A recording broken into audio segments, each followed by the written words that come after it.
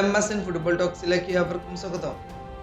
ഇന്ന് കലിംഗ സൂപ്പർ കപ്പിൽ ഫൈനൽ മത്സരമായിരുന്നു നടന്നിരുന്നത്.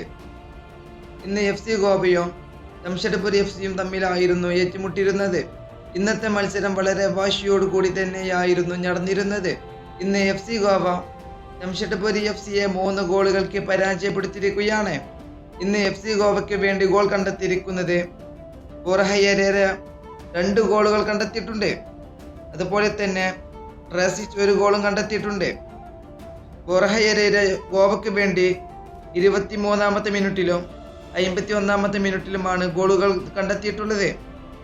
എന്നാൽ ട്രാസിച്ച് ഗോവയ്ക്ക് വേണ്ടി 72-ാമത്തെ മിനിറ്റിലാണ് ഗോൾ കണ്ടെത്തിയിട്ടുള്ളത്. അതുപോലെ തന്നെ ഇന്ന് FC ഗോവ ഇറക്കിയ ആദ്യ 11 ഇങ്ങനെയായിരുന്നു. ഗോൾ കീപ്പറായിട്ട് Hrithik Tiwari, right back Akash Sangwan, left back Sandesh Jhingan, central back ആയിട്ട് ബോറി സിംഗ് ഒഡോനൻഡെ, അതുപോലെ തന്നെ right mid Borja Herrera, left mid Carl McHugh, central mid ആയിട്ട് ഉദാദൻ സിംഗ് ആൻഡ് സഹൈൽ തവോറ, സ്ട്രൈക്കറായിട്ട് ഗോർച്ചന, ട്രാസിച്ച് എന്നിവരായിരുന്നു. ഇന്ന് ജംഷഡ്പൂർ FC ഏറ്റവും വലിയ തോൽവി തന്നെയാണ് ഇന്ന് ഏറ്റുവാങ്ങിയത്. 3 ഗോളുകൾക്കാണ് ഇന്ന് ജംഷഡ്പൂർ FC തോറ്റത്. ഫുട്ബോൾ വാർത്തകൾ അറിയാൻ വേണ്ടി നിങ്ങൾ ഈ ചാനൽ തീർച്ചയായും സബ്സ്ക്രൈബ് ചെയ്യുക.